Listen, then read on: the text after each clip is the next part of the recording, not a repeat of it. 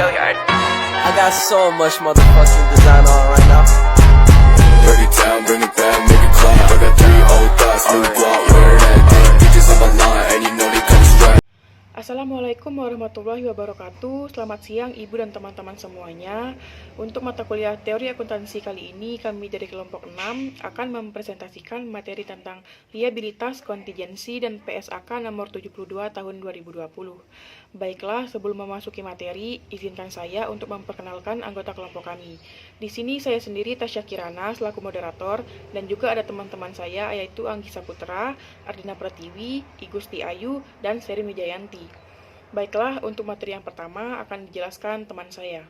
Baik, saya akan menjelaskan tentang kontingensi PT Unilever Indonesia Tbk 21 Desember 2022 dan 2021. Nah, komitmen liabilitas, kontingensi, dan perjanjian yang signifikan. Nah, yang pertama ada perseroan mempunyai komitmen kepada pemasok untuk pembelian aset tetap dan persediaan masing-masing sebesar Rp107.996 dan Rp4.908.517 pada tanggal 31 Desember 2022. Nah, pada 2021 yakni sebesar Rp190.834 dan Rp3.916.232. Nah, yang kedua yakni ada perseroan memiliki fasilitas kredit untuk modal kerja yang belum terpakai. Fasilitas kredit yang tidak mengikat yang belum digunakan oleh perseroan pada tanggal 31 Desember 2022 sejumlah Rp10.150.000 dan USD sebesar 30 juta. Nah, yang ketiga ada perseroan tidak mempunyai liabilitas kontingensi yang signifikan pada tanggal 31 Desember 2022 dan 2021. Nah, yang keempat ada perseroan mengadakan perjanjian dengan PT Bank BNP Paribas Indonesia atau BNP, di mana perseroan dapat menjual ke BNP beberapa piutang usaha memenuhi kriteria dalam perjanjian. Nah, perseroan telah mengevaluasi syarat dan kondisi dalam perjanjian ini dan menyimpulkan bahwa piutang usaha tersebut adalah aset keuangan yang memenuhi kriteria penghentian pengakuan hak kontraktual atas arus kas telah kadaluarsa, telah ada transfer hak kontraktual dan seluruh resiko dan manfaat yang berkaitan dengan piutang usaha tersebut telah dialihkan ke BNP. Dengan demikian, perseroan telah menghentikan pengakuan piutang usaha tersebut. Nah, yang kedua ada PT Parpos Tbk dan entitas tahun 2022 dan 2021. Nah, yang pertama perjanjian dan komitmen. Perjanjian yang pertama yakni ada perjanjian manufaktur, yakni pihak ketiga atau third parties, yakni ada PT Damkas Pharma, PT Darya Varia, PT Jago, PT Pramerharjo, PT Nula Pramutikal, PT Asuransi Jiwa Health, PT B Brown Medical Indonesia, dan Equilab Internasional. Nah, pihak berelasi yakni ada pihak berelasinya yakni ada 6. Yang pertama ada PT Kimia Farma Tbk, yang kedua ada PT Indofarma Persero atau Tbk, yang ketiga ada PT Lukas Jajah, yang keempat ada PT Marin Liza Farmasi, yang kelima ada PT Kimia Farma Trading Distribution, dan yang keenam ada PT Raja Wali Musindo. Nah, jumlah pendapatan terkait dengan aktivitas tol manufacturing adalah sebesar Rp10.235.402 pada 30 Juni 2022 dan Rp10.216.339 pada 30 Juni 2021. Nah, selanjutnya ada perjanjian distribusi. Nah, pada tanggal 20 Januari 1992, perusahaan mengadakan perjanjian distribusi dengan PT Raja Wali Nusindo, pihak berelasi distributor, di mana perusahaan menunjuk PT Raja Wali Nusindo sebagai distributor utama produk perusahaan. Nah, perjanjian ini telah diperpanjang beberapa kali.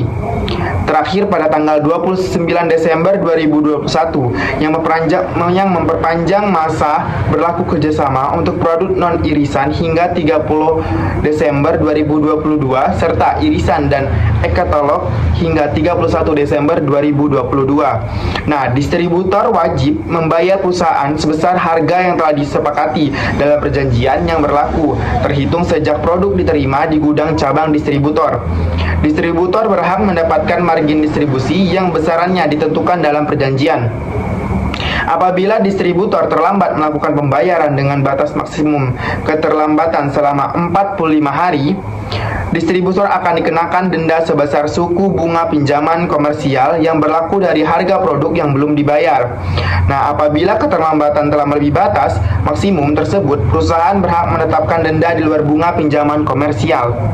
Jumlah pendapatan sampai dengan 30 Juni 2022 terkait dengan perjanjian distribusi ini adalah sebesar 84.988.252 dan 30 Juni 2021 sebesar Rp118.704.610. Jumlah pendapatan bersih dari denda keterlambatan pembayaran sampai dengan 30 Juni 2022 dan 30 Juni 2021 sebesar 806.065 dan 62.386. Nah, pada tanggal 14 Mei 2019, perusahaan telah mengadakan perjanjian distribusi dengan Kimia Pharma Trading dan Distribution dengan perjanjian nomor 018-LE-V-19 dengan jangka waktu dimulai per 1 Juni 2019 yang telah dilakukan beberapa kali perubahan dan terakhir pada 4 Januari 2021 untuk jangka waktu selama 2 tahun sampai dengan 31 Desember 2022. Nah, jumlah pendapatan untuk periode 30 Juni 2022 terkait dengan perjanjian distribusi ini adalah sebesar Rp440.830.257 dan periode 30 Juni 2021 sebesar Rp329.774. Nah, selanjutnya ada perjanjian pemasaran dan distribusi.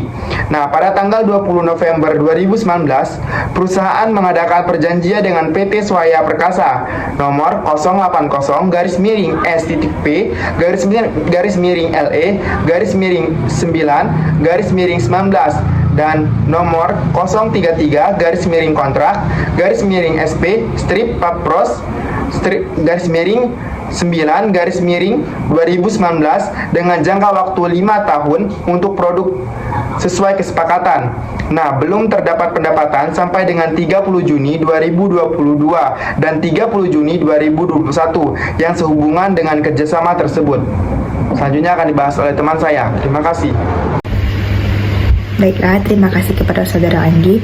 Di sini saya akan melanjutkan tentang perjanjian, komitmen, dan liabilitas kontingensi yang signifikan. Untuk di bagian D ini ada perjanjian kerjasama pemegang izin edar PT Bebrau Medical Indonesia. Pada tanggal 25 Juni 2010, perusahaan mengadakan perjanjian kerjasama pemegang izin edar dengan PT Bebrau Medical Indonesia, anak perusahaan dari Braun Melsugen AG bersama-sama disebut Bebraun. Perusahaan mendapatkan hak eksklusif sebagai pemegang nomor izin edar dengan mendaftarkan produk-produk farmasi Bebraun atas nama perusahaan. Atas kerjasama ini, perusahaan mendapatkan kompensasi sebesar 5% dari hak kos insurance freight CIF, pengadaan produk, pendistribusian dan pemasaran dilakukan oleh Bebraun.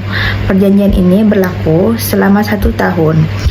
Perubahan ini terakhir pada tanggal 30 Maret 2021 terkait perubahan jangka waktu perjanjian hingga 31 Desember 2022 dan dapat diperpanjang untuk jangka waktu 1 tahun. Jumlah pendapatan sampai dengan periode 30 Juni 2022 yang sehubungan dengan kerjasama tersebut adalah sebesar Rp1.072.050 dan sampai dengan periode 30 Juni 2021 sebesar Rp1.322.377. Nah, selanjutnya ini ada PT BCHT Bioteknologi Indonesia. Pada tanggal 26 Februari 2018, perusahaan mengadakan perjanjian kerjasama pemegang izin edar dengan PT BCHT Bioteknologi Indonesia, di mana perusahaan mendapatkan FE sebesar 7,5% sebagai kompensasi penunjukan selaku registrator. Belum terdapat pendapatan sampai dengan 30 Juni 2022 dan sampai dengan 30 Juni 2021 yang sehubungan dengan kerjasama tersebut adalah Rp20.000. Baiklah, sekian penjelasan dari saya. Untuk penjelasan selanjutnya akan dijelaskan oleh teman saya. Terima kasih. Baiklah, saya akan menjelaskan selanjutnya komitmen dan kontingensi.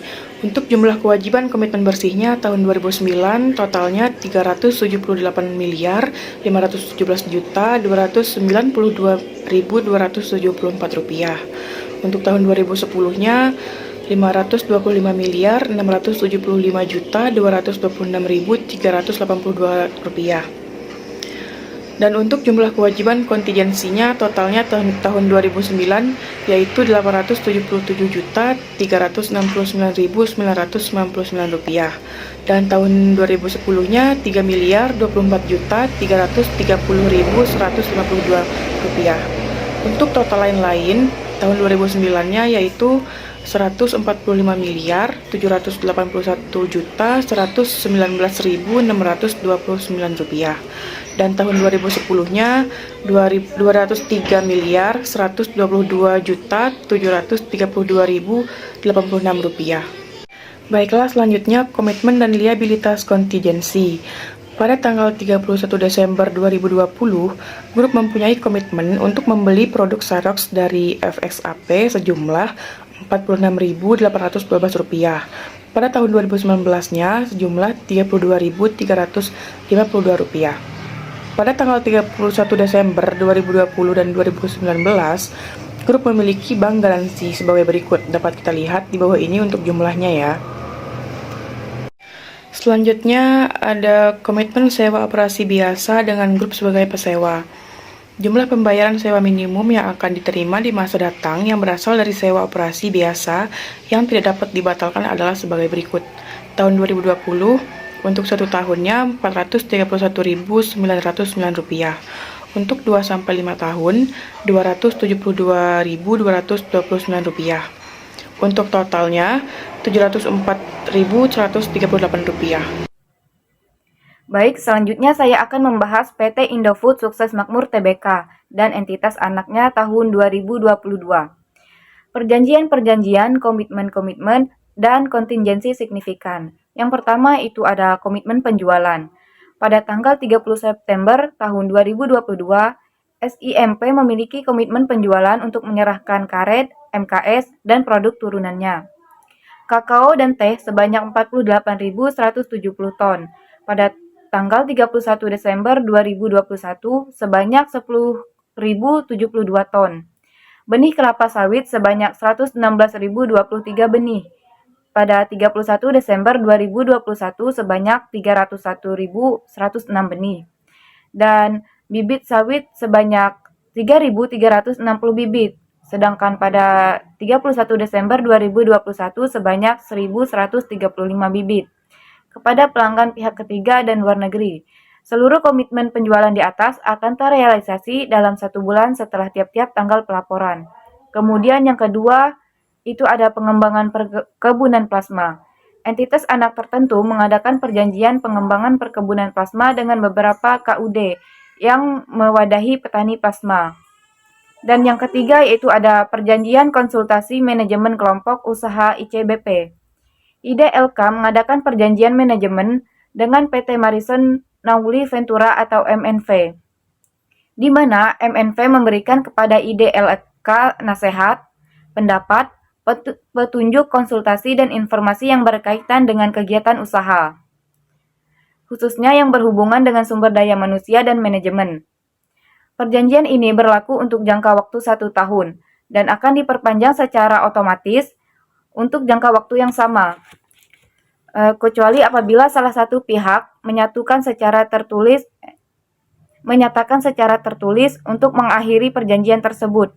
Kompensasi yang dibayarkan kepada MNV disajikan sebagai bagian dari beban umum dan administrasi pada laporan laba rugi dan penghasilan komprehensif lain konsolidasian interim. Baik, mungkin itu saja yang bisa saya sampaikan. Selanjutnya akan disampaikan oleh teman saya. Baiklah, selanjutnya ada perjanjian bantuan teknik.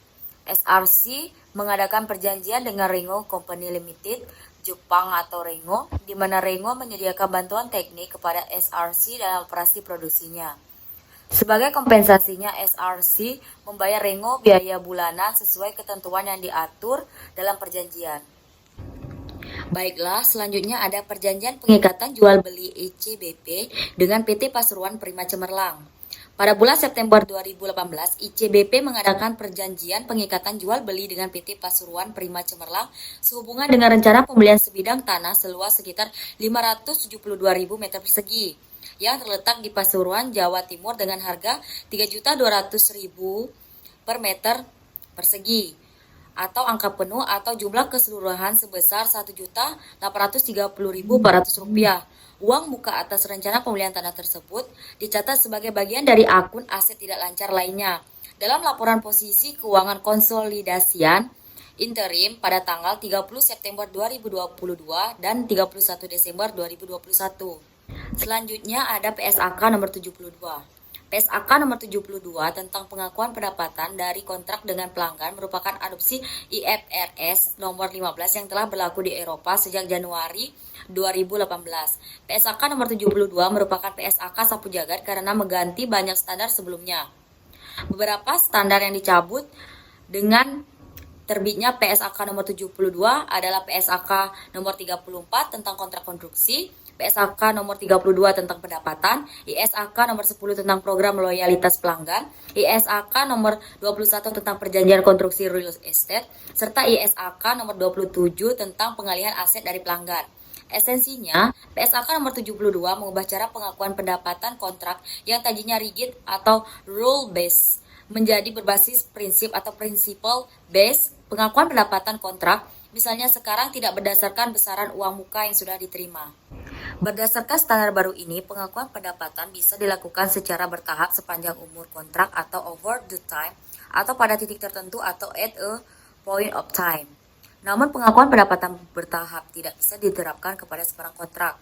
Ada syarat-syarat terkait konsumsi manfaat oleh pelanggan, peningkatan nilai aset di sisi pelanggan, serta kesempatan tahap pembayaran kontrak. Jika suatu kontrak tidak memenuhi syarat-syarat tersebut, pendapatan kontrak itu baru bisa diakui saat terjadi penyerahan aset atau at a point of time. PSAK nomor 72 ini bisa berdampak besar bagi perusahaan properti, kontraktor, maskapai, penerbangan, retail, dan masih banyak lagi. Baiklah, sekian presentasi dari kelompok kami. Jika ada salah kata, kami mohon maaf dan kami ucapkan terima kasih untuk teman-teman semuanya. Kami tutup. Wassalamualaikum warahmatullahi wabarakatuh.